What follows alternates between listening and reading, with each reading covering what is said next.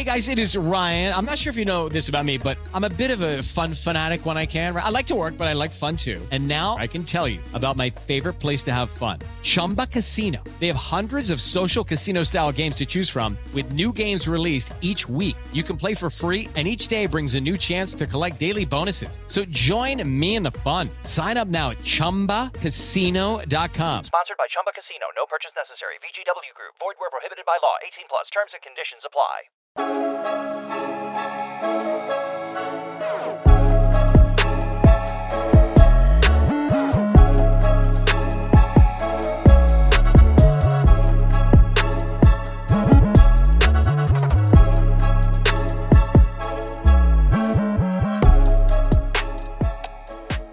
Hello everyone and welcome back to the Social Media Derby. We've got a great episode for you today after England's amazing win last night.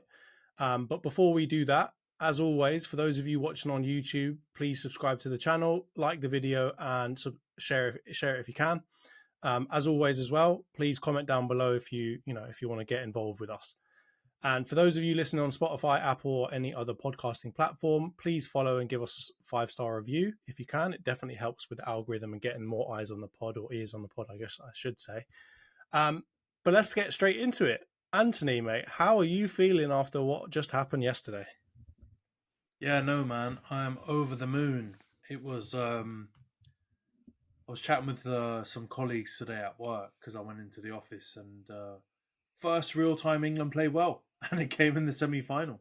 So yeah, that first half, we'll get into, I guess, all the details around it. But yeah, it was a really good start and a really good end. So happy days and looking forward to the final on Sunday.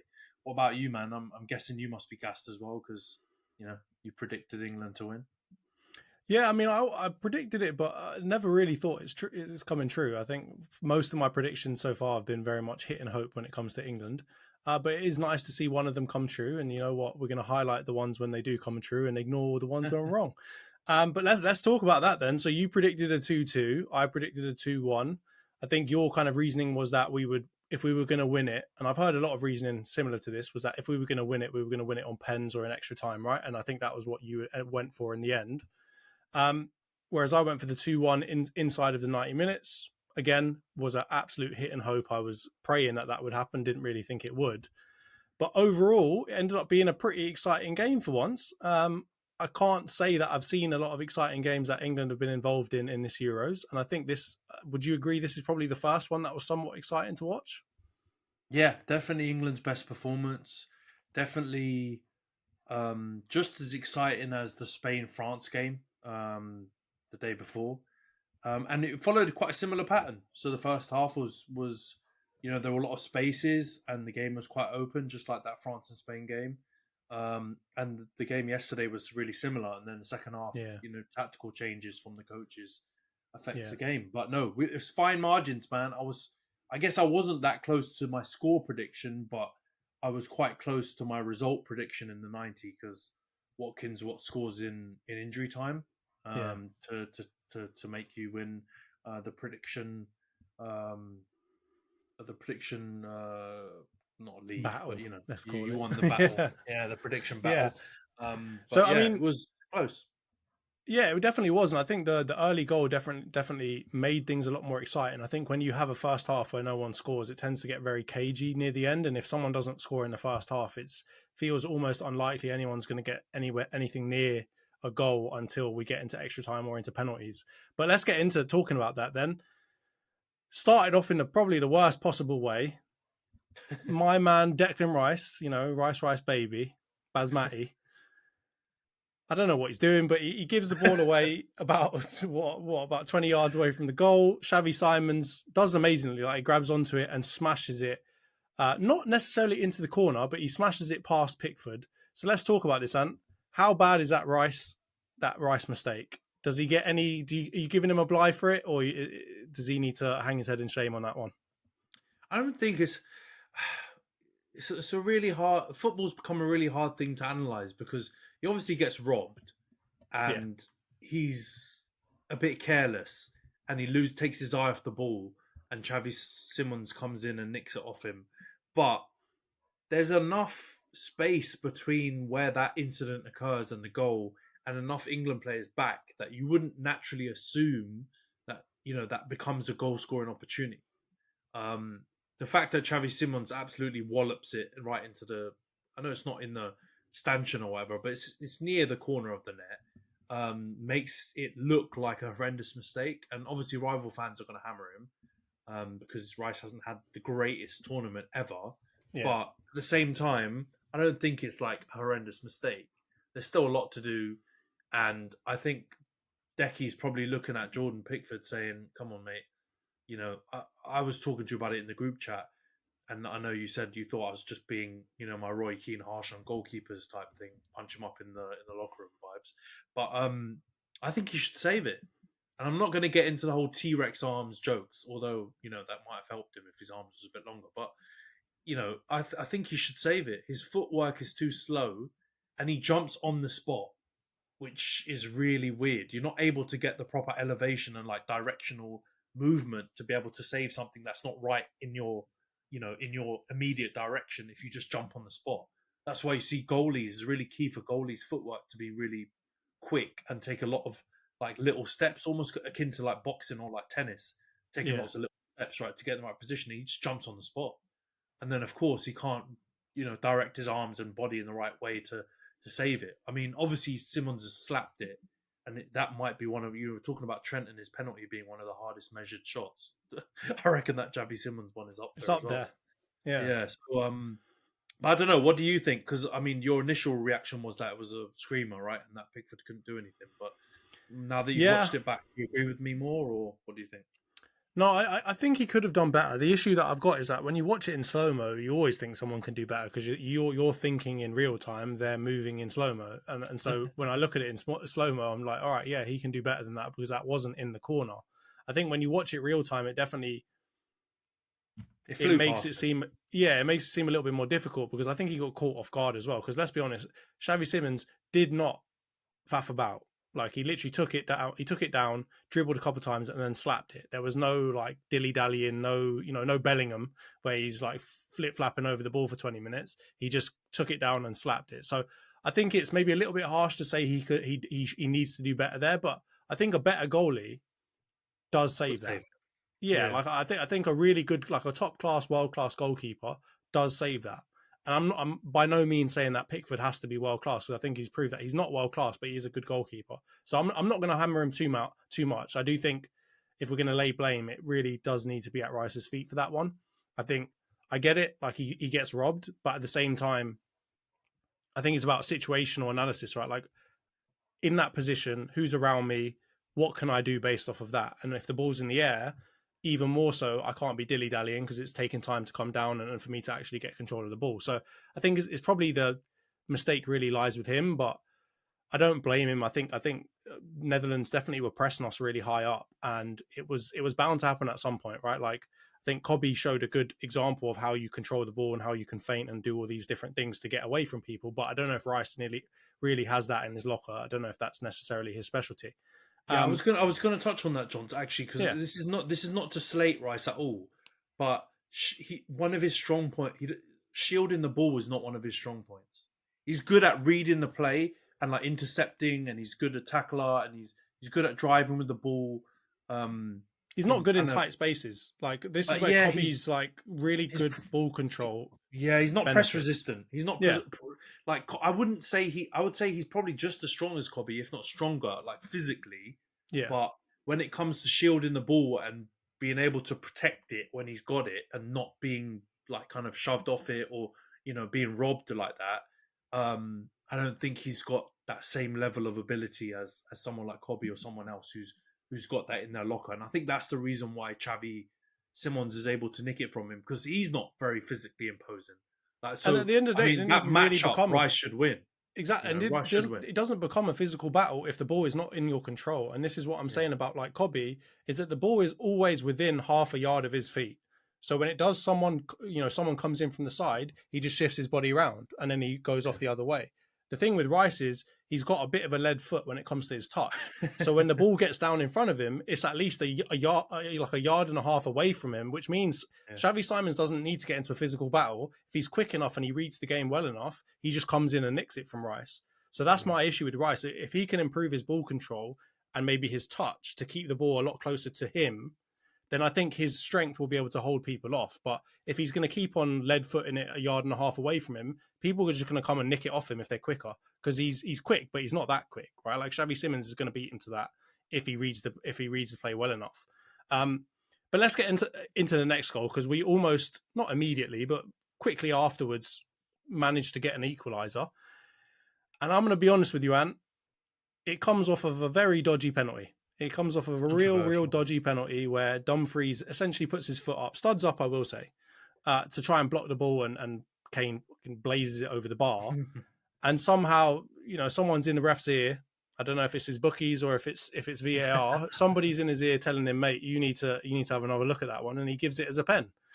What did you make, before we even talk about the pen and how well it was taken? Was that a penalty? I mean, the football that we know, it's not a penalty, not in a million years. And you see that incident happen all the time. And really what's happened is Kane's kicked the bottom of his foot with his follow through. And I think we were joking in the group chat that Christina Uncle, the like ref analyst on ITV, got made to look a right lemon, because she was on, they called her straight away on the commentary, and she was like, nope, we wouldn't be recommending this for a review, and this is not a VAR incident. This is blah blah blah. And then Matt Face 5 seconds later, like interrupts her at the end, being like, "Well, I think we should disregard all that. They're going to check the review," making her look like a right muppet. And she's been class. She's been class as an analyst. So that's they've done her over there. So that's harsh. But it's not her fault. I think she's spot on as well. Like the ref shouldn't be going to check that. Obviously, it's benefited England, so we'll take it. But it's not a penalty. He gives him a yellow for it as well, by the way. Yeah, but he has to. He has to, I think, in that situation. But I think the rules, the thing that might have saved England on this was there must be some sort of like dangerous play element to it. That's the reason why they've called it. I don't agree with that though, and I understand why Gary Neville was like losing his marbles at half time when they were analysing it. But unfortunately, the game's a game, and they've decided that it's a penalty. But that just tells you how lost we are. Like at the beginning of this tournament, we were praising everyone, weren't we? Like, and obviously before the English refs stepped up, and said, before Antony Taylor hold my beer, we're about to ruin this.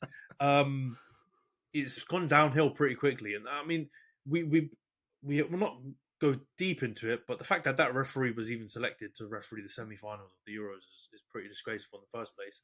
So it's not that shocking that something controversial happens.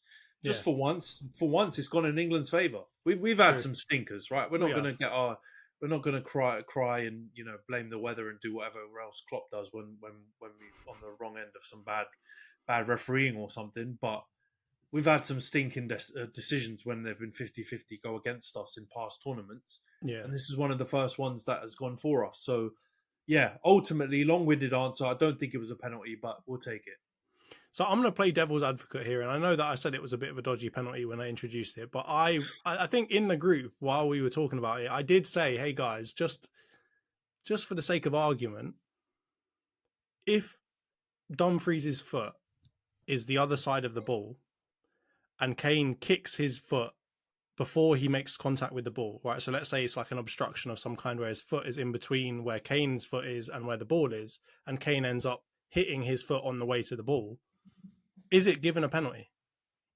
And in my mind, I think it could be. It could be a penalty because of the fact that he's got his studs up. He himself is not in possession of the ball. He hasn't touched the ball or actually won the ball in any kind of way. And he's put his foot in a position where he knows someone is about to strike the ball, right? Especially in that short period of time where like Kane can't pull out of the shot that quickly.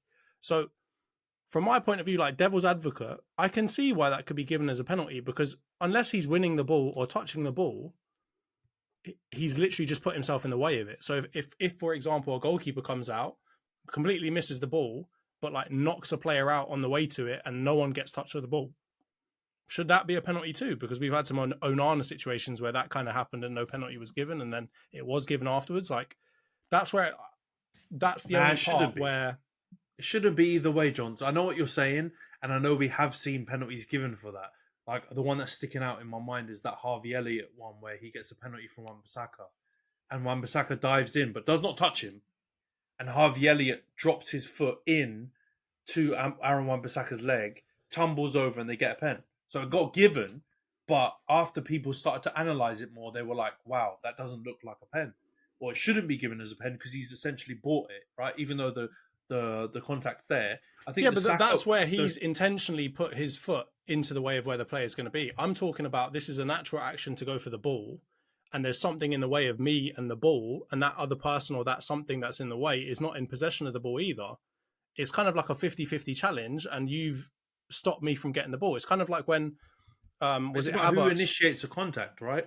I know what you're saying. Yeah, but that's a dodgy one though, because if you knock the ball past me and then I just stand in front of you, you've initiated the contact on me, but it's likely that you're going to get a foul and I'm going to get called up for it, right?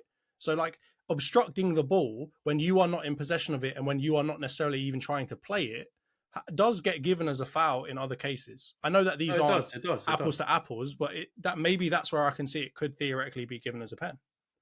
And I'm an England fan after all, so I hear you because it's I think Dumfries has come out and said like sorry, like he didn't mean to foul him, and you know he didn't his intended action with his foot wasn't to kick Harry Kane. Yeah. So I think he's owning up and accepting blame for opening himself up to be manipulated in this case and give away a penalty, because I think that that is the one thing I will agree with you on, that devil's advocate take, is that if you do that action, you're like with the Wan-Bissaka one, even him sliding, if it wouldn't be a pen if he didn't slide. Doesn't matter if he doesn't touch a guy or not. He's opened it up for someone to either intentionally or unintentionally collide with him. And then if that happens, depending on the ref, because of the rules are so flaky, you know, it can be given or it cannot be given. Yeah, it can happen. So I don't think I think it's a shame for those nostalgic football fans that have grown up watching football and have seen those kind of challenges before not given as a penalty, and the universal understanding that wouldn't be given as a penalty. It's like it's pretty outrageous for those of us. But I understand why it could be given. I don't think it's like an absolute worst decision ever. I just think it's like a bit of a changing of the guard when it comes to the rules and the understanding of the rules, and especially because he gets a shot off. I think that makes it look even worse because he actually gets a shot off, which is essentially unimpeded, and you know, as he's striking the ball, right, Dumfries' foot is not in the way of that. It's really the follow through that ends up connecting with Dumfries at all. So that kind of makes it look even worse. It's like Kane had a good shot at that and he blazed it over the bar, and now you're going to pull him back up and you know, but that's a grey area as well. That's a grey area as well, though, John, because that's part of the reason why I can accept it, because I've seen a few decisions like that in the Prem where someone's had a shot or passed the ball, been clattered, and then the refs given a free kick or given a penalty or whatever. So there's some things around the rules that we've obviously talked about to death that need to be cleared up. I think some clarity around this kind of rule would be helpful, because you could see even Christina Uncle, who's like the expert, was baffled and has been pretty much spot on, was completely wrong compared to what the outcome was, and you should never have that. So, but that is it true. was given. It was given. And it was a good pen, wasn't it? He didn't blaze this one over the bar this time. Bottom corner, the Harry Kane special right there. No chance really for what's his name again? Brighton keeper. Verbruggen, that was it. Yeah. Unfortunate for him, but there we are. We're at 1-1, and then we've got a couple of different things. We won't go into them too much, but obviously Foden gets one cleared off the line from a very good through ball from, I think it was Cobby, right? Yeah, Cobby runs with it, slides. He kind of messes it up at the beginning, Foden, and kind of completely mistouches it, and then somehow manages to meg the keeper, and Dumfries again is there to get it off the line. And then after that, not long after that, he hits the post. With kind of a Yamal-esque type of finish where he's trying to curl one into the far corner. Yeah, Arda Güler Yamal style. Exactly. And so, he was kind of trying to prove his doubt as a little bit wrong there, because everyone's been calling for his head for these last 5-6 games, however long it's been. But then after that, I mean, Dumfries gets one straight back, and he manages to get up for a really good corner and gets one straight onto the bar. And I'm going to be honest with you, Pickford had no chance. He was doing the jump in the spot thing again, and he just like clatters into Kane on the post for no reason as well. And then Depay goes off injured, unfortunately, and on comes Veerman. And then there we are at half time with a 1-1. Let's talk a little bit about some of the subs that we made, because I think there's been a lot of people calling for Southgate's head, saying that he's quite a passive manager and he doesn't really make changes until very late on in the game.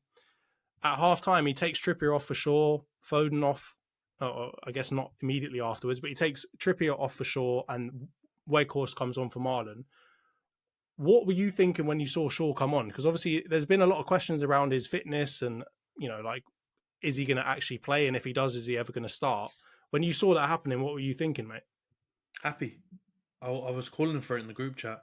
Get Trippier off and bring on Shaw. I don't think Trippier had a bad first half, but there was a few times where we got in down the left-hand side and a left-footed left back would have been much more effective in terms of crossing the ball and spreading the play. And he always had to cut in on his right foot. And I think there was one cross he did with his left foot, which he kind of ruined a bit of a good crossing opportunity. So I was super happy with it from an England perspective. The Weghorst one made me a little bit wary because it meant that obviously Holland were going to, like, Netherlands were going to change shape a bit and change their style, which ruined the game, if I'm honest, in that second half. Because, well, I know it's not their obligation to make it an exciting game, and the first half, England played probably the best football we've played all tournament, and there were so many spaces and openings, and we were linking up so well because there was no pressure on the ball. So I get why Ronald Koeman made the changes. It definitely helped them shore them up a lot. But it had a negative impact on us because we went from that back five to a back four. And then, the spaces weren't there. The tempo dropped. So the effects of it, I didn't see coming. Well, not initially anyway. I was hopeful that it wasn't going to be the case. But almost immediately, right, in that first 5 minutes of the second half, everything went into the holding pattern that it continued with until... Stones and Weghorst just started wrestling each other for the next 45 minutes, basically. Kicking each other, And I mean, as a spectacle, it killed it because we had a lot of the ball and we were okay, but it was we reverted back to how we've been playing in those other games, which was having a lot of the ball and struggling to break down a low block. I mean, Netherlands' attacking prowess just vanished. That substitution, it vanished. I don't remember a chance they had. I don't even remember many openings. I know Van Dijk headed a corner into and Pickford made a comfortable save, but really there was nothing coming from them. And the game only came back into life when we took off Foden and Kane. Like 75 Palmer comes on, Watkins comes on. I think it's the 81st minute. They both come on, and immediately, I mean, those are the two players that we've been calling for. Either dropping or getting off early. They both come off for two pretty exciting players. Interesting not to have Tony back on, but obviously he was going for something different. Gets Palmer and Watkins on, and what do you know? We go on and score. But before we get into that one, Saka's goal, disallowed, Walker offside. Thoughts, please? It's so annoying because that was such a good move. That was probably one of England's only good moves of that period of the half. And I don't know why Kyle Walker's offside. He has no reason because he's literally looking down the line. Like, he's the furthest man on the right-hand side. He can see where he needs to be to stay on side. And he just, like, boneheadedly just drifts off ahead of the last defender. And he's not miles off, but he's, like, clearly off. Like, it's he's half a body off, which in this day and age is miles off. Exactly. So... I mean, he does cross the ball well back into Saka to tuck away. But Kyle Walker, he's not going to get dropped, right? We know he's not because he's basically Southgate's Maguire at this tournament. He can do no wrong. But he's been poor.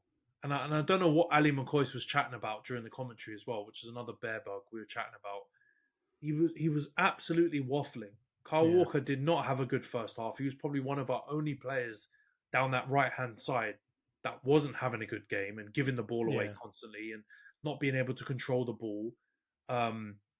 Because Saka had a good first half. Kobbie Mainoo was playing amazingly with them, and Foden was there as well, playing probably his best game Yeah. for England. I don't think he was the best player. I think he's being a bit overhyped, but that trio were definitely our best three. I'll probably put Saka and Kobbie above him, but that was all happening on the right hand side, Yeah. right? And for some reason, Kyle Walker was still stinking it up beside those guys. And in the second half, the one big moment that he has, stay onside, slide the ball into Saka and see what happens, and he fluffs it. So To be fair to him, though, he does have a couple of like last ditch ish challenges that he makes that are quite good in the second half. Though I think on the defensive end, one of them he clatters Guehi. I don't know, he somehow gets the ball, but he clatters Guehi on the way through, and the other one I think he stops. Can't remember who it is running down the left hand side. It might have been Gakpo, but he gets like a nice last ditch challenge in. But you're 100% right. I agree with you. Like the first half, I don't know what Ali McCoy was watching because he was glazing pretty much anybody that came from Man City. And Walker, out of all of them, was the least deserving of that. Foden was actually decent, and obviously we talked about had a couple of good chances, but he didn't put either of them away. But somehow he was still thinking that Walker was good in that first half. And I agree with you. He seems to be undroppable at this point in a very bad way because he's been a liability in a lot of games in this tournament so far. And again, yeah, as you say, if you're looking down the line, I don't care if you're a defender, you need to know that you can't be offside. And it reminds me of the Foden one, the Trippier to Foden, where Foden can see straight down the line and he can see that he's a mile offside and he's still standing there. And that part stinks about it and robbed me of a great moment because I was about to get back on my Saka high horse and say, England's Player of the Year, third time running. You but anyway, bloody stat. let's get onto the Watkins goal. First off, unbelievable finish. Do you agree? Oh yeah. I mean, the whole move was good and it was very aesthetically pleasing.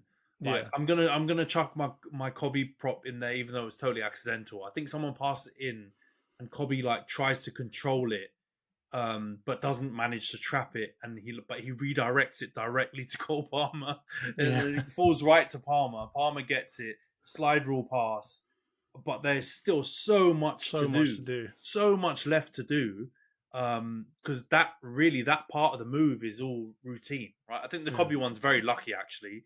Then the Palmer pass is not like the best through pass you'll ever see in the world. Yeah, it just gives him still a lot to do. Yeah, slides it through a massive gap, not at the best pace or the best angle.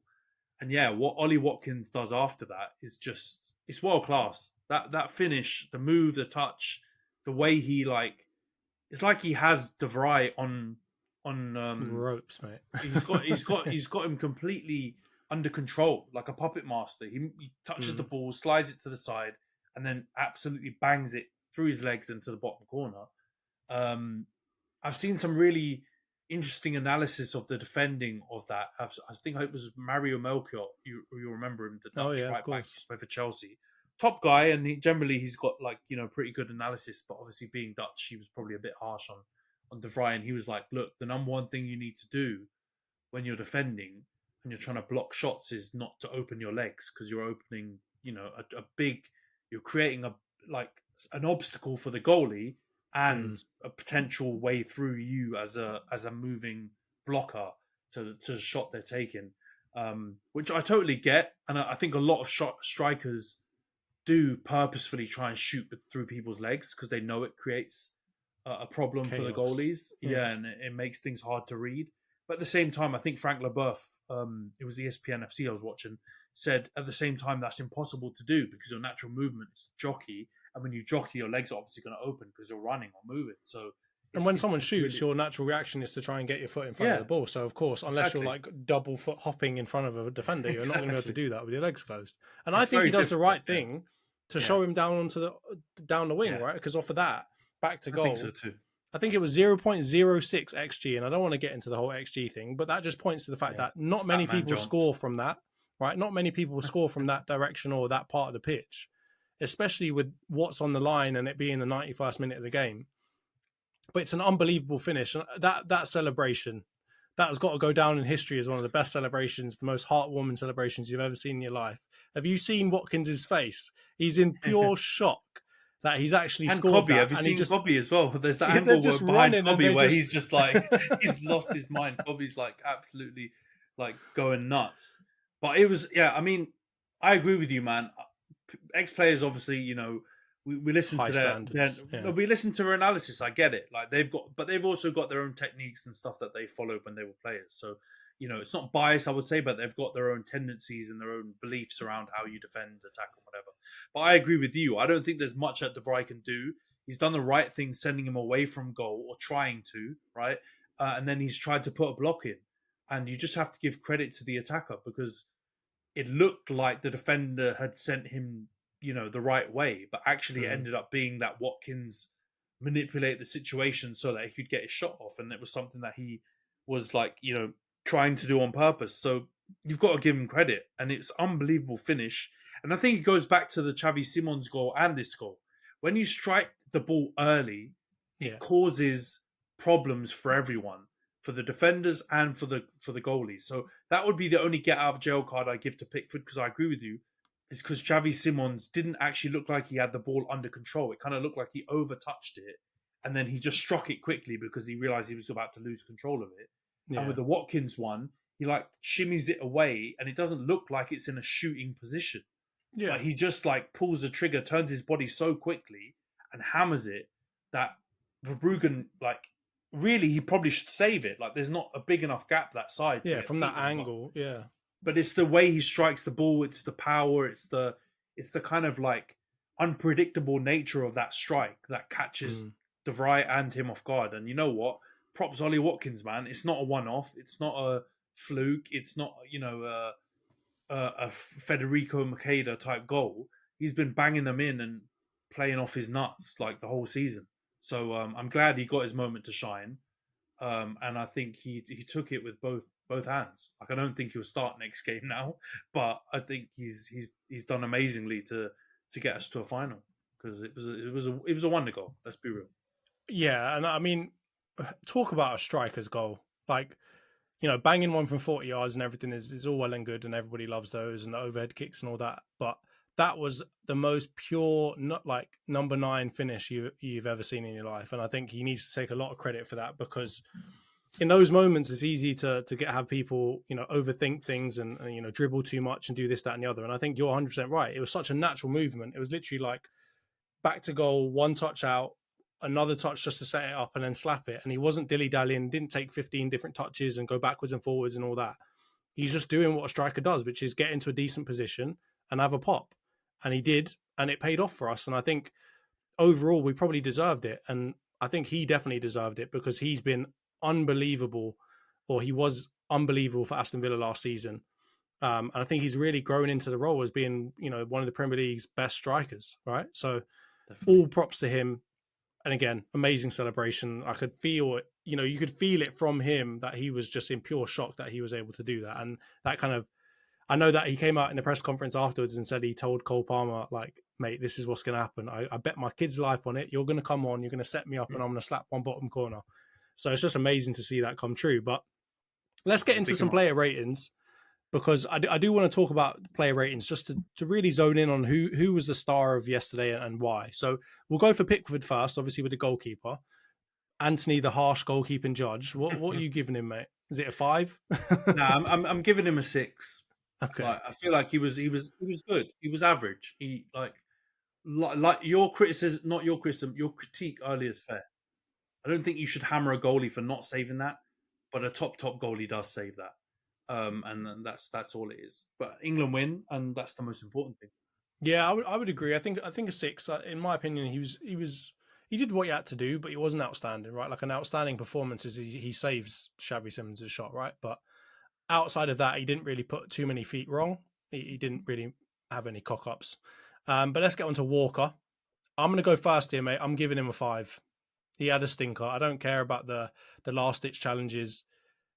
You have to do better with the goal, and just in general with his play in the first half. You've got to do better than that. Would you agree? Am I being harsh? 6? No, I mean, you've probably just about convinced me not to go lower because I was thinking four-ish, but I feel like giving someone a 4 when we've won a game and such a big game is probably harsh. So I would agree with you. I think he was below average for sure. Maybe 5 is being a bit kind to him actually, but I'll go with 5. Like you make a good point. He made a couple of challenges, and his presence sometimes is enough to frighten players from taking him on. Not in some like Van Dijk aura type stuff, but just because of his pace and his running ability. I think he kind of wins the battle sometimes before it's even begun. So I'll give him a 5. Let's not be too harsh. And he kept let's not Gary Lineker as well. He kept Cody Gakpo quiet, and Cody Gakpo has been one of the best players of this tournament so far. So you got to give him props for that, even if I believe that it's because Saka comes back and helps him. But let's get on to Stones. I don't think we need to spend much time on him because he was I barely even noticed he was there. So yeah, I think a 6 is fine. Yeah. How about Guehi coming back into the team after the suspension? How do you feel like he did? I don't think Guehi's been below a 7 this whole tournament. I know there's been a couple of games where he made small errors, but then made up for it. But generally, he's never been below a 7. Like, he's been our best central defender we've had the whole tournament. I'd say this was a 7. I don't think it was his outstanding game. I think the first game against Serbia, he was like an 8 or a 9. This one, I think he was good. He was. Yeah, solid. He had a nice little moment where he bellies the ball, like it comes in from across or something, and he just smothers it and somehow doesn't handball it and gets it over to Pickford, which is the main thing sticking out in my head. So I think I'd agree with you. I think a 7's good, and he's, again, what you want from a centre back. I don't want to hear nothing from you. I don't want to remember what you did. I want you to just get the job done and let's win. So I'll give that to him. You know what though, John, just to add on this, he senses danger really well, and that's a really good trait for a defender. Like, I know there's obviously probably been games where he's been stinking it up for Palace, right? Because Palace are not, a huge team, and as much as they've battered us at the end of the season, generally, they're mid-table, and the way Lincoln describes it is when you drop points to them, it's like just vanishing them because they don't help Palace do anything, right? Like, they're just a solid mid-table team. Yeah, they're not really fighting for anything. You're not contributing to anything. They're just lost points, which I love as a way to look at them as a team. But Guehi, though, in terms of England, he senses danger so well. That smothered the block that you're talking about, it was a pretty dangerous moment, and he just dealt with it and sensed it. And at this point, there's no other defender in that back 4 or 5 that we have that I would want ahead of him to block, or or to be on the ball, or to be confronting someone in a dangerous moment. He's really got my confidence. So that's the biggest compliment I can give him. But yeah, I agree, 7. Yeah. All right, let's get on to Saka and Trippier. So we'll start with Saka first. I think you kind of mentioned, actually, you know what? Let's start with Trippier first because he's the more traditional defender. He obviously came off at half-time. Some people would say he got hooked at half-time. What do you think? What are you giving him, like a 5 or 6? I won't give him lower than Walker. I think he was probably slightly better than Walker in the first half, but he wasn't fantastic. I think our wing-backs were definitely one of our weaknesses in the first half. So I'll give him a 5. I don't think he was horrendous, but when he got to those moments where you needed an attacking fullback to give a piece of quality, I can think of one moment later on in the second half where a ball is diagged over to Shaw, and he traps it with a beautiful first touch and swings it in, and Saka's Watkins is only a little bit away from converting the chance. And that's what you want from your fullback. And I don't think he was able to offer that. So I don't think he stunk it up, but I'll say 5. There's obviously reasons why he came off, right? And I don't think he could be higher than a 5, I think. I just don't think he feels natural at left back, right? I think he's always of overthinking himself, and I don't blame him at all because I didn't realise he's pretty one-footed. He doesn't really want to use that left. He just wants to whip it in with the right. And I don't blame him because he's got a beautiful right foot. So yeah, I agree with you. I'll give him a 5. I think you could probably upgrade it maybe to a 6 just because he wasn't arse. He was all right. But all right, let's get on to, let's go to the midfielders actually first, because obviously Saka's more of an attacker in my mind. We'll start off with Rice, who had a bit of a stinker for the first goal. I think I'd probably give him a 6, maybe. If I was being a little bit less biased, I'd probably give him a 5. I think he was all right outside of the goal. He didn't make any, crazy mistakes. He didn't contribute to goals or anything like that, but he kept the ball ticking over. What do you reckon? No, I'd give him a 6. I think giving him 5 is harsh. I understand the stuff about the mistake, but I was saying it in the group chat. Like everything else he did was solid. He was getting the ball. He was at least trying to move the ball forward a bit more. Yeah, He felt a bit more purposeful, and he recovered really well because that happened early doors, and he could have showed a ruined lot his of whole game. yeah, he showed a lot of Yeah, resilience. So I'll tell you what, I don't think Rice is playing amazing this tournament. I think definitely his form has dipped back end of last season and into this tournament, but he's trying his nuts off, man, and his spirit and his mentality is top. So he fought himself through that game, I think, yeah, and this tournament. So I would give him a 6. I think lower than that's harsh. He was definitely better than Trippier and Walker, definitely gotcha. for sure. I agree with that. I think we can give him a 6. I'll excuse him. I'll let you excuse him for the goal. All right, let's get into Mainu, who I don't know about you if he's doing it to you as well, but Nash is just constantly battering me with messages about this guy to the point where I almost want to hate him, but I just can't. What do you make as the Man United fan? What do you make of his performance yesterday? He was England's best player. You giving him a 10, Yes. yeah? No, I'm not giving him a 10, but he was England's best player. And he's actually been England's best player for the last couple of games. Like he hasn't had the standout moments of a Bellingham or like Saka was obviously the hero in the last round. But in terms of just like the eye test, watching a player play, like he's been head and shoulders above anyone else in midfield, and he just offers something so different and important to this team. Agreed. Um, I think for the longest time, England, we've always talked about midfield, us needing like a Xavi or a Pirlo or someone like that, conductor. And I think when Mainu came in, even to the United side, I think we kind of thought that would be his role, but we're realizing it's not. We're realizing that he's actually someone who He goes can, forward, yeah. yeah, he can offer a hell of a lot, and he's just got overall composure. And I think we've also realized some of his limitations, being that he's not the most mobile when it comes to getting around the pitch. So he's probably Yeah. never going to be able to cover the ground like a Rice would, or like someone who's a bit more of a workhorse.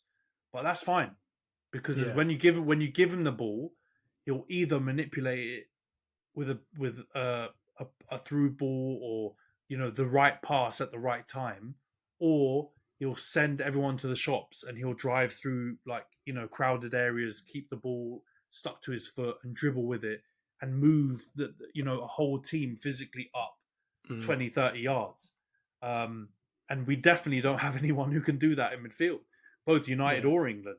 So he's been top, man. I'd probably give him an 8 for this game because I don't think it was like his best performance. I think not the quarterfinal, but I think the last 16 one was his best performance when he came in. I think he was the only one combating them really and doing anything and offering anything. But he was very good again. And there are moments when you watch things that he does and you're just like, bloody hell. Not the Lamine Yamal thing where they always go, he's 16 and 315 days or whatever. But you just go, man, he's been playing men's football for like 6 months. This is bonkers. How is he doing this? So yeah, I think he was our best player and I'd give him an 8. So I agree with that. I think he definitely was the best or one of the best. And I think I agree with you that, I mean, since he's been in the team, he's been up there. He's been in the top 3, top 4 players every single time, if not top 1. I agree with you on the limitations thing. I feel like a lot of people tried to like pigeonhole him into a certain type of player that we've seen before, like a Seedorf or, a Xavi or a Pirlo, something like that. And everyone's expecting him to kind of be a little bit deeper and just kind of dictate play. And that's what he's going to do. I feel like he's more in the Iniesta mode. He's a more attacking player than anybody thought he was going to be. And they didn't really realize that he's got all the tools to be a really good attacking player. As I've mentioned many times, his ball control is up there with some of the best ball control I've seen in this day and age, right? Like the ability for him to keep the ball so close to him. It reminds me somewhat of Thiago, actually. He's a lot more mobile and obviously a lot more front-footed than Thiago. Thiago does fit more into that kind of like that sit-back mode, but he's got the close control and the ability to play a pass and kind of look very lackadaisical with it at the same time. And I said it in the group, right? Like he runs 720p and he dribbles at 4K. Like this guy just turns a switch on when he needs to and can cover ground quicker than anyone I've seen in the team with the ball. So it's amazing to see that from such a young player. I do agree with you. Like on the defensive side, I'm not going to be counting on him to do that. And that's where we've got to play players where they are strong. And if you stick him next to Rice, even though Rice didn't have his best game, that's exactly the kind of player you need him to be next to. Somebody that's going to eat up the grass, cover all of the places that need to be covered, and let him go and do what he needs to do. So I agree with you. I'll give him an 8 for sure. Let's move on. I will say though, Johns, quickly sure. Before we end that Mainu one, this because this is my moment to shine, right? In terms of United players, he actually in this game though, I feel like it was his best defensive performance for England. Yeah, he made quite a lot of interceptions, quite high up the pitch as well. He's pretty crucial to the press. Yeah. I mean, all sides. I think of some in our defensive third he made tackles, blocks, interceptions, recoveries. This was probably the most all-action performance I've seen of Mainu. Yeah. And the only reason why I wouldn't give him like a 9 or higher or say it was his best performance was because it was more all-rounded for sure. But some of the other games we've seen of him, it's been more like you take your breath away with the attacking moves. And this was more like he was disciplined, he was defensive, and then he also pushed the team forward. And he just didn't have like some of those big standout moments. But because generally, generally though, I agree with you. Like that's not his forte. But bloody hell, if he develops that right, and we're seeing the beginning of him developing that stuff, then we've got an all rounder, and that's fantastic. Yeah, 100%. And I think that gets nicely onto Foden, who kind of ruined his best opportunity to get an assist. There was a lot of glazing going on in that commentary yesterday. If Ali McCoy was here, he'd probably say he'd give him a 10. I'm not in that crowd at all. I think he was. I don't want to give halves, but if I was going to, I would give a 6.5. Like I think he was good. I think he was exciting, but I don't think he was amazingly good. And I mean, if I have to choose, I'm probably going to give him a 6 just because he messed up probably one of the best opportunities that, in my opinion, is a very high XG. Like that position that he was in off the first touch, right? He should score from there. Like that is not an open goal, but it's a 1-on-1. And he's in an advantageous position, and he somehow fluffs it. I know he manages to get a shot on target and gets cleared, but I'm not forgiving him for that one, and I'm also not forgiving him for the offside goal from before. So I'm giving him a 6. What do you reckon? You're definitely downgrading him a bit. I'm holding it. Yeah, I would give him a 7. Okay, but yeah, he wasn't the best player on the pitch in that first half, and that was how everyone was been treating him. In the commentary and post game, everyone's like singing his praises. It was probably the best performance I've seen from Foden in an England shirt. But that's because the bar's on the ground right now. Yeah, that's the reason. Like he was good. He looked a bit more like his Man City self. He was getting into little pockets. He was linking up nicely with Kobe and with Bukayo, but he was missing that last little bit that we've seen from him in a City shirt, and so I can't give him more than a 7. And I think, like you, if we were doing 0.5s, he might be a 6.5, but because we're not, I feel like giving him a 6 is too harsh. I feel like seven's fair. He was good. All right, I'll concede that. I'll give him a 7. I think one thing I'd like to see him get better at is being able to run beyond the striker. He doesn't do that well. He's really used to just like having Haaland always in the right position, and he doesn't really need to worry about that. And that gives him space, right? And we kind of talked about this before, is if you have a really static striker who keeps dropping back all the time, there's no reason for the defenders not to just all push up and come closer to you and give you less space to work with the ball. When you've got someone like Haaland or even Watkins playing on the shoulder of the defender and always making runs, even if they're just taking one for the team, they're stretching the pitch a bit more, which gives people like Kobe, people like Foden, more space to dribble with it and to find spaces. And it takes someone away from their attention so they can get a shot off and they can get the space that they need to do things with the ball. And I think with Kane, it doesn't really make him look all that good because Kane's almost trying to play in that position too. So I'd like to see him maybe with like a Watkins or even a Tony, where he creates a little bit of space, stretches the pitch a bit more so that Foden can get on the ball. Because I think when he hit the post, that was the only time I saw him in the centre of the park with a lot of space around him. And when he gets that, he's able to do crazy things with the ball. But when he's in these congested spaces, he hasn't got the pace that I thought he had. He can't really get away from people all that quickly. He can, wriggle in and out of spaces and stuff like that, but he's not able to really beat a man. So yeah, he needs to develop another part of his game, maybe to be able to run beyond the striker if he's playing with a player like Kane or something. But just not really working all that well in this England team so far. But let's get on to Bellingham. What do you think, mate? I'd give him a 6. I thought he was Yeah. all right. He held the ball up all right, but yeah, it was a bit of a Belaney performance. I've got to be honest. It wasn't his greatest. But even when he's not playing amazing, he still offers something for the team. He works his nuts off. He does all the cheerleading stuff and riling up the crowd, which always gets the other team angry as well with some of his tackles. Yeah, exactly. So I think mentality-wise, he's kind of like Rice, to be honest. I don't think he's had the greatest tournament. He's had flashes. Obviously, the first goal, the header, the overhead kick. But his overall performance hasn't been great. He looks absolutely knackered. And I think his mentality is the only thing that's pulling him through this. So we'll give him a 6, I think. I agree with that one. All right, let's get on to Saka then. Before we get on to Kane, let's get on to Saka. You've left Saka right till last. Come on, man. We've got to leave the best for last. Apart from Kane, apparently. Or maybe we'll leave the worst for last. But yeah, what do you reckon for Saka? Again, if we did halves, I'd go 7.5. But we're not. So it's the opposite way, and you might be annoyed. You're going to round down, yeah? No, I would give him a 7 because I don't think he was quite... I don't think it was his best performance, but you know what? 7 or 8. No, you know what? We'll be kind. I think he was better than Foden, so I'll give him an 8. But I think Cobby's Maybe probably a high 8.5. No, Cobby's maybe an 8.5, and he's maybe an 8. Like whatever. Cobby, I think, was the best player on the pitch, but Bukayo was handy, man, and he was getting double teamed, but he was still working really hard, creating some opportunities. Again, linking up really well on that left hand side with Foden and Cobby. And I just think he's such an asset to the team. He also, like you've pointed out loads of times, tracks back and helps. He was at right wing back first half, right winger second half, and you don't see a fluctuation in his performance. He's just been really solid this whole tournament. He's had flashes, but I think in this game we didn't see as many of those flashes. But he still worked really hard. And even though the goal was disallowed, he tucked it away nicely. It's not his fault that Walker can't stay onside. So I'll give him an 8. I think he was good. So I agree with that.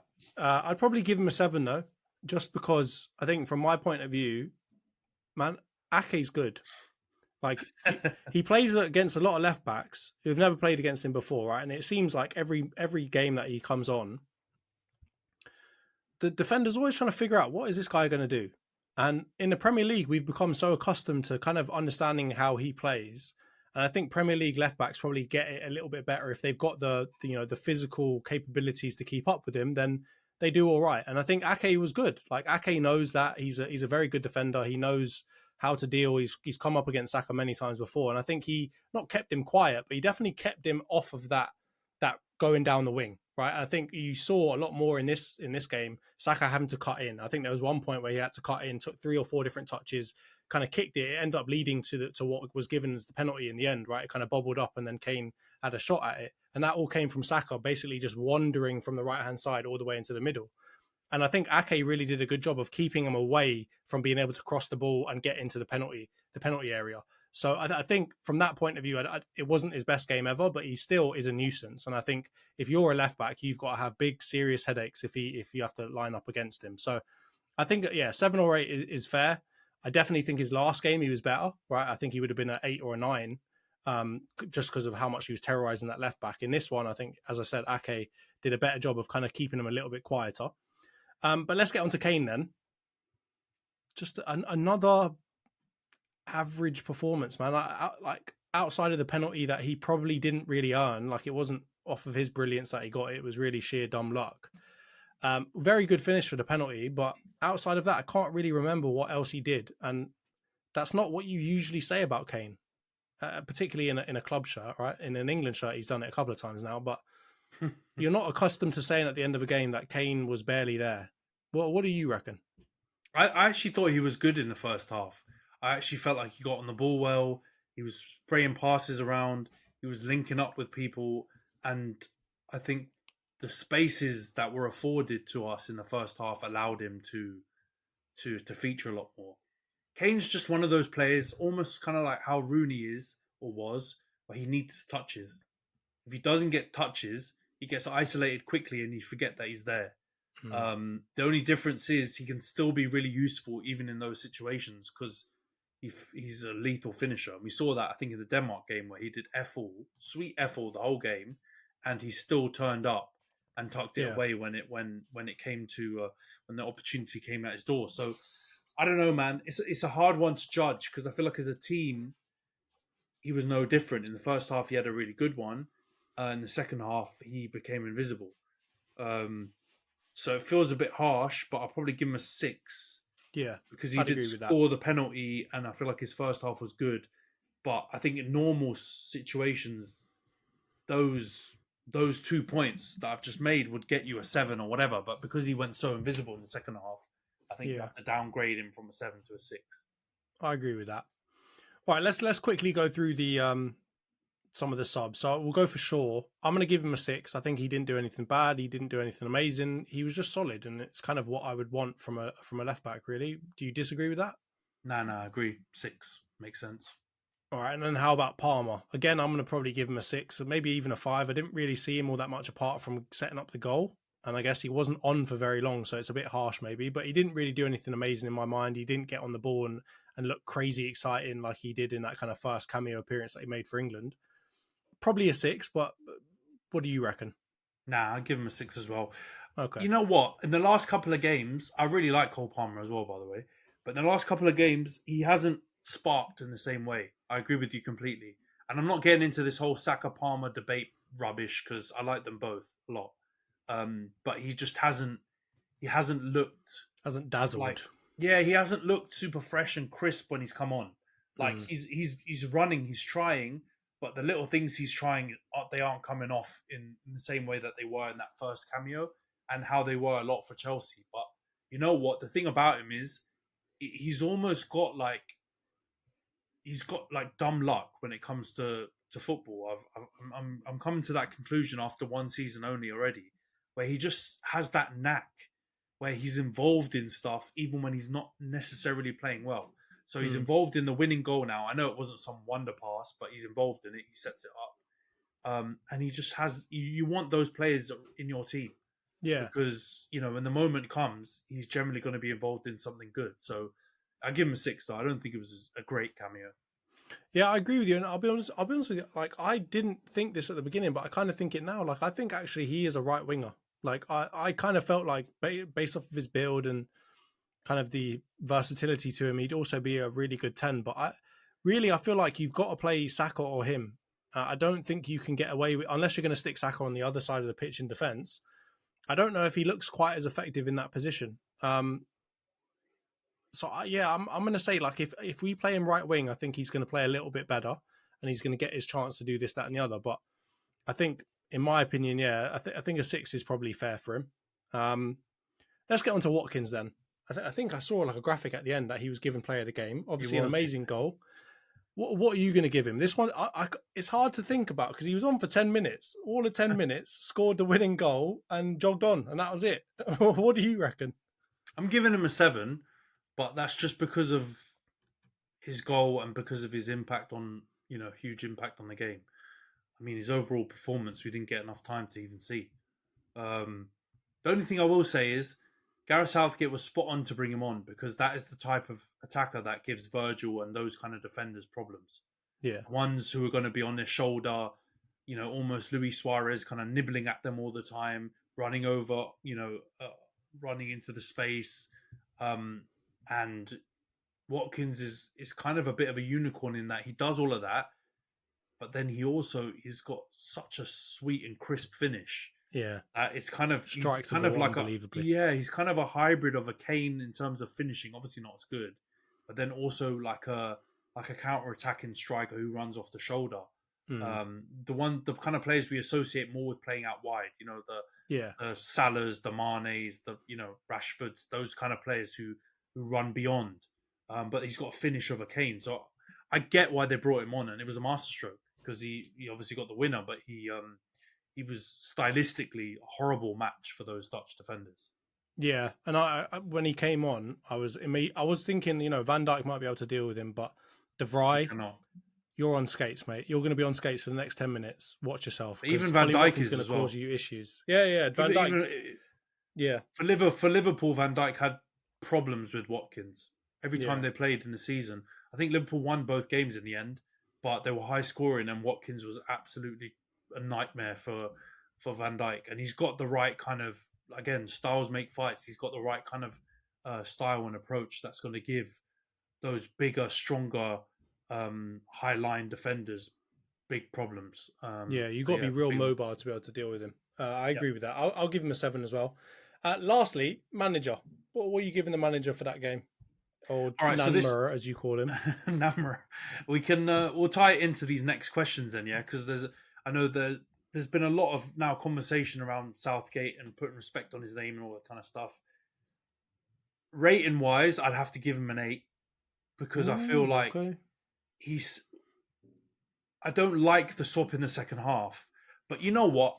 We all need to be level-headed with this and not only put blame on our manager or our players and sometimes give praise at the same time to the opposition manager and the opposition players. Because Southgate got that lineup correct. Yep. We were pumping them really in the first half and should have been up the way we were playing. Best football we've played, right? So that's a massive improvement. The changes that Koeman made, he had to make reactive changes to that as well. Yeah. So I don't blame him for it going down the boring avenue that we went down. He had to do that because otherwise we were going to have problems caused and we wouldn't have been anywhere near as effective and possibly a little bit open to the style that they were trying to employ. So I don't blame him on that. And then when it came down to making the subs, he brought on the 2 players that combined for the goal. Now, obviously, there's some people out there that say, he needs to make them earlier, but I'm happy with the Shaw sub. That was early. That was showing proactive. That was showing him being front foot. And then the 2 changes, he took off the 2 players that we've been crying out to be taken off. And probably, along with Bellingham, the 2 players that have the biggest pull and sway in this England squad. And he took them off ruthlessly. Now, that's the second time that a game was heading towards potentially extra time and penalties, and he's taken Kane and Foden off. I'm sorry, you have to give him some credit for that. That's ballsy management, man. And we don't normally kind of associate Southgate with that kind of ruthless, kind of really courageous decision making, and he did in this game. So I've got to give him an 8, maybe even a 9. But I would settle myself and give him an 8. I think I'm going to agree with you, and I think you know what we've done. We've painted him with the dumb brush. And it's got to the point now where even if he does something right, everyone just says, he was lucky. He's just guessing at it. He didn't do that on purpose. He's an idiot. He can't surely know how to do that. He's tactically inept, etc., right? And I've been a pretty vocal critic of him. I think he is a very passive manager. I do think that he kind of lets the game come to him instead of really being proactive and going out there and trying to do risky things to try and get a win out of it. But I've got to say that he's really been, a very deep thinking manager, and he's really considered things. And I think we've got to give him the credit where credit's due, right? Like, as you said, he's taken off his arguably 2 star players, even though we've got quite a lot of stars in this team. You'd probably call out those 2 as being best performers of the season, maybe, right? The 2 players that are hardest to drop alongside of Bellingham. And I think he took them off, as you say, in a period where people could crucify him for doing that, right? They'd always, if it didn't come off in the end, they'd always say, Kane could have been on the end of that, Foden could have done something with that, and everyone would blame him for it. So I agree with you. I'm going to give him an 8 because he doesn't get enough credit when he does things right, and he gets plenty of negative credit when he does things wrong. So I think it's about time that we kind of put a little bit of respect on Southgate's name for that performance yesterday, because we got past. It's not the best Dutch team I've ever seen, but it's definitely not a bad Dutch team, right? And they've been cooking quite decently in this, at least knockout stages. Maybe not in the group stages so much, but they've done their, they deserve to get into the semi-final. So I think he deserves some credit there. But I think that gets to the overall point then. So are you believing that England really deserved to win that game off of balance? Yeah, I think so. I don't think this is a super long discussion point because I think England, if we go back to the boxing analogy we used last time, that was definitely a 10-8 round to us in the first half, right? And I think the second half was probably, I don't know, it was 10, maybe a 10-10. Yeah. So we won on points.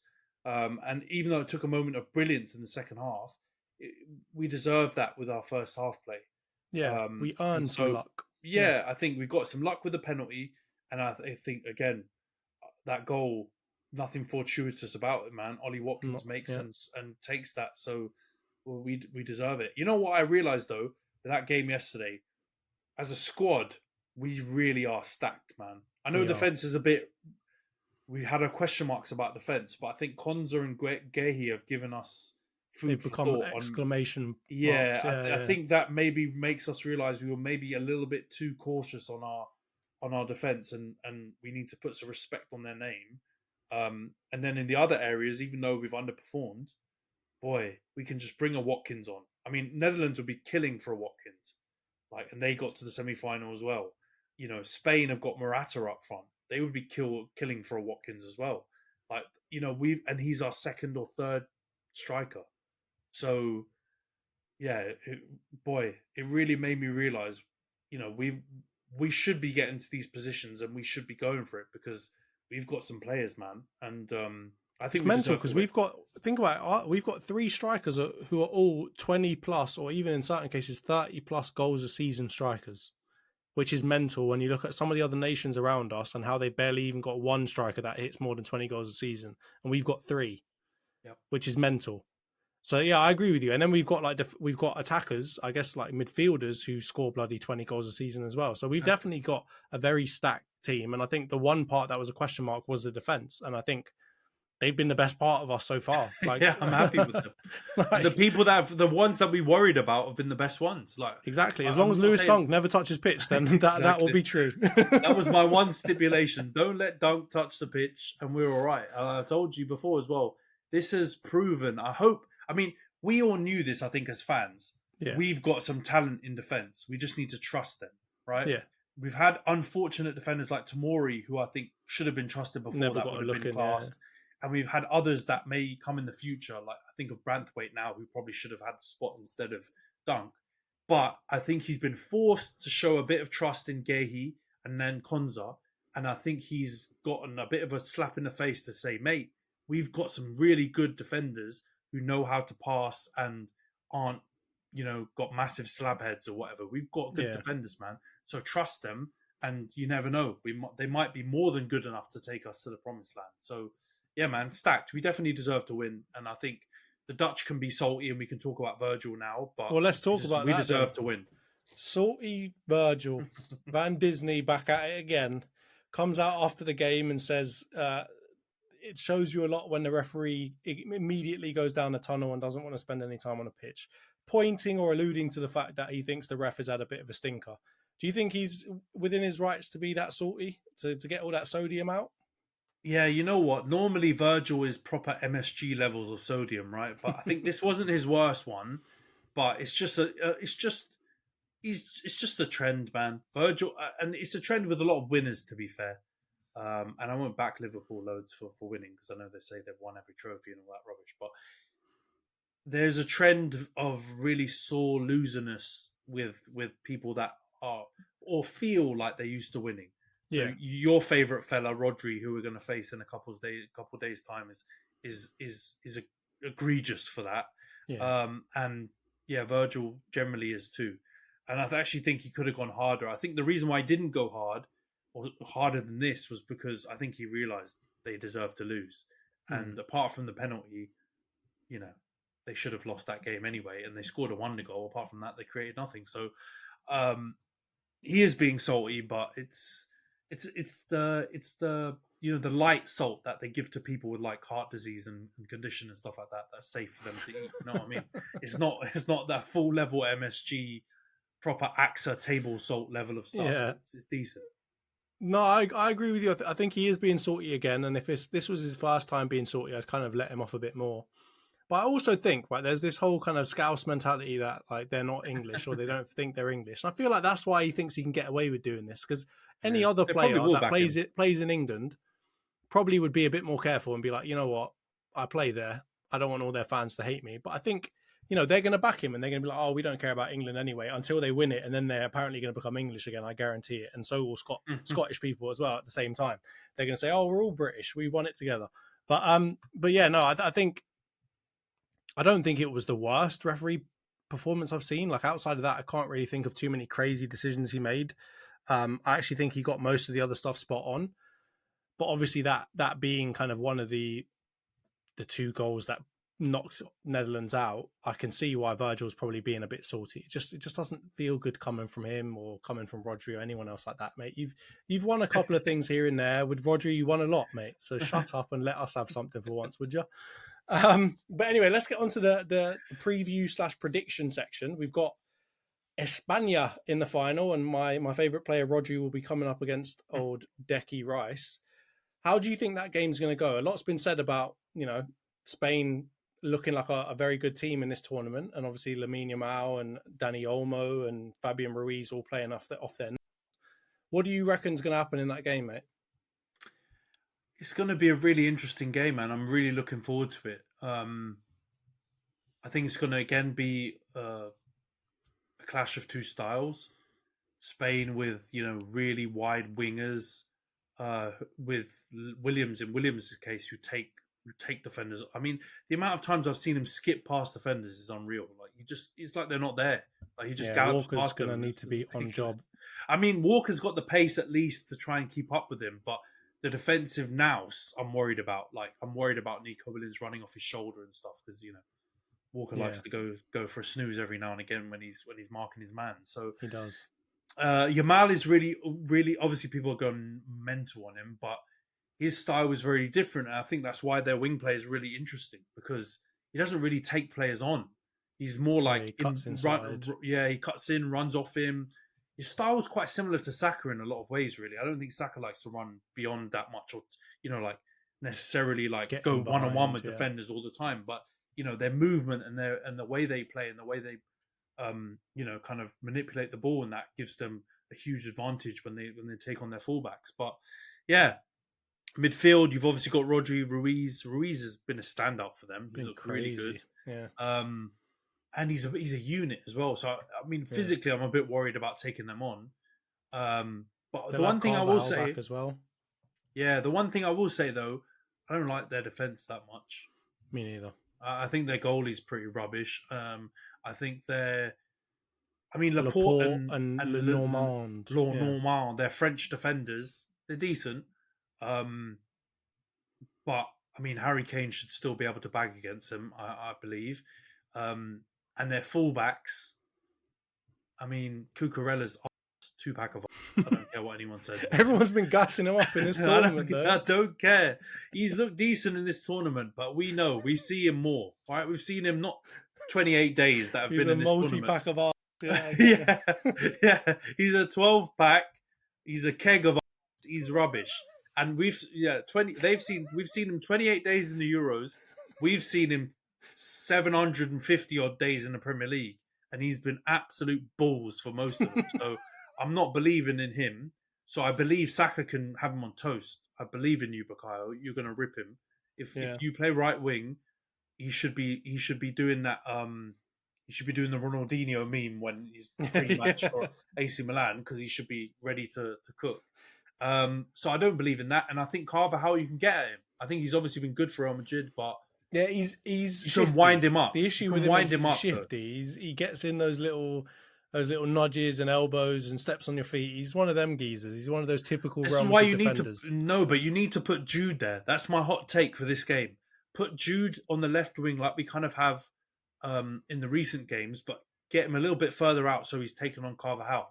Because I think that's a battle of the S houses, and I think that will be a good way to like kind of negate that impact that Carvajal's going to have. Because if you put a good honest lad taking him on like Eze or someone like that, Carvajal's going to eat them up, right? Because he's going to show all of his nous. He's going to do dark arts and all that kind of shifty little ratty behaviour that he's going to that Bruno Fernandes behaviour right there.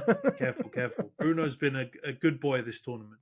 But I think there's opportunities there for us, man. I think if we go off form, they've obviously been cooking up paella. Like they've been playing amazing. So that jamon, that jamon and queso, they're doing amazing. So I get why there's some trepidation, but we got to back our team. We've got to back our players. I definitely think we've got more than enough quality to beat them. And not that long ago, Johns, we were in the West Ham Stadium and we saw Colombia beat them. And I know Yeah. Colombia are Hold cooking up tight, an Colombia. absolute storm. Yeah, big up, Jose. Cooking up an absolute storm in the final of the Copa. Come on, guys. We'll be Fighting Darwin supporting. Nunes. Come on. Yeah, exactly.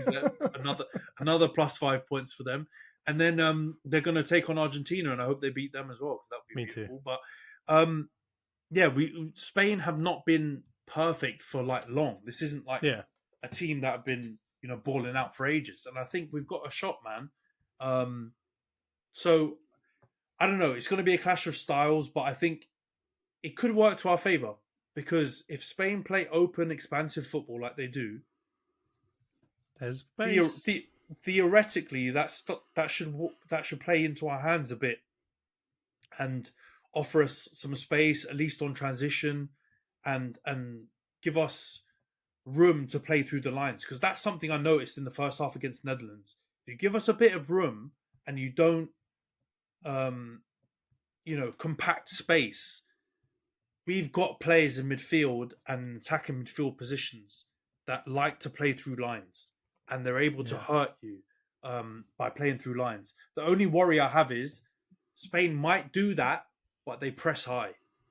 Yeah. So, the style might allow it, but their pressing style is going to be hard for us. It's really going to. I tell you what, it's going to test our press resistance to the max. It's going to test our ability to hold on to the ball under pressure to the max, and it's going to test our moving the ball quickly to the max. Because if we manage to do those three things, we can beat Spain. But whether or not we can do those three things for long enough is my worry. Because they'll hurt you for sure. Like, they're going to have opportunities. There's no way they won't. Because we haven't talked about another elephant in the room, and that's Dani Olmo, who's been cooking his balls off as well. Yeah. So, yeah, they've got some people, man, that in terms of the form guide are looking really good. But I think if you're looking at the overall qualities and the star power, I think England are better. So, yeah, I think it's going to be a fun game. You know what, man? It's coming home. I'm going to go England 2-1. And I think the key to this though is that we either go behind early or we score quite late in the game. I think if we score early, we're going to drop deep because we know that's the recipe for Southgate, and that will worry me. If that happens, I don't know if we'll win. I think there's a good chance it will go to extra time or Spain turn it around and win like they did against France. Yeah. But if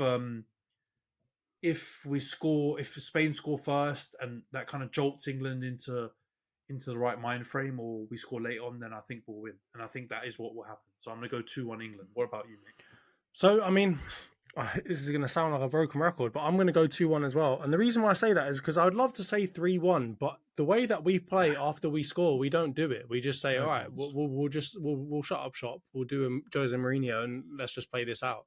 So we never go and really chase after another goal. And I don't see us like playing them off the park. That's the only way that I see us really winning by 2-3 goal margin. So I think the way that we win is exactly as you said, right? They're going to jolt us into, we're going to start a little slow.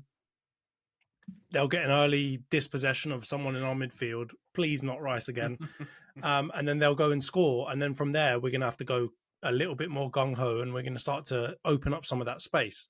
So I think that's really the way that we win. I'd love to be proved wrong, though. If we can smash them 4-0, I'd love that. I'd absolutely love it. But you know what I've thought about, right? They're going to be a high pressing team, which means you need to break the press. And we can do that one of two ways. We can either copy it basically, where we just play ourselves out of danger and we, use really good ball control, really good feints and so on to get out of it and then play the ball forward.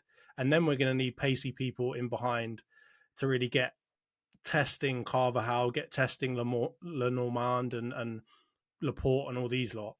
Or the second way you do it is you just get someone like Trent on the ball and you just spray one over the top every single time. And that's where having someone like Watkins or something else like that also could cause a lot of problems. And I'm actually leaning towards the idea of playing Watkins in like a left wing type position and really trying to test Carvajal, because I think, as you've kind of pointed out before, Watkins can play that left wing role.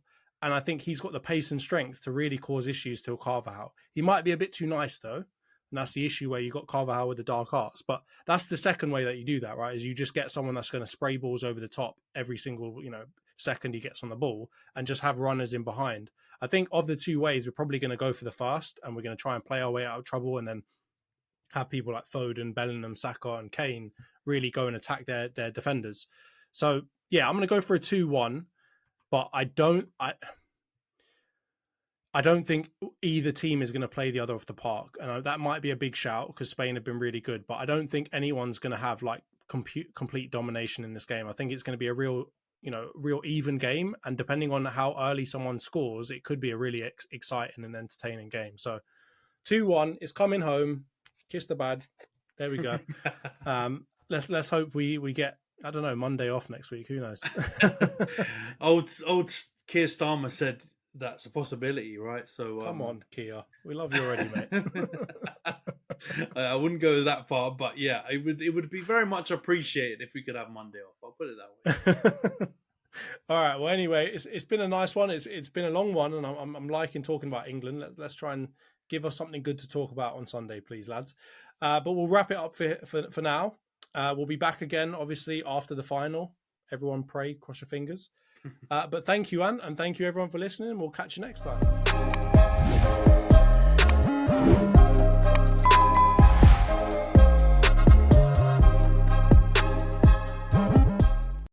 Sports Social Podcast Network.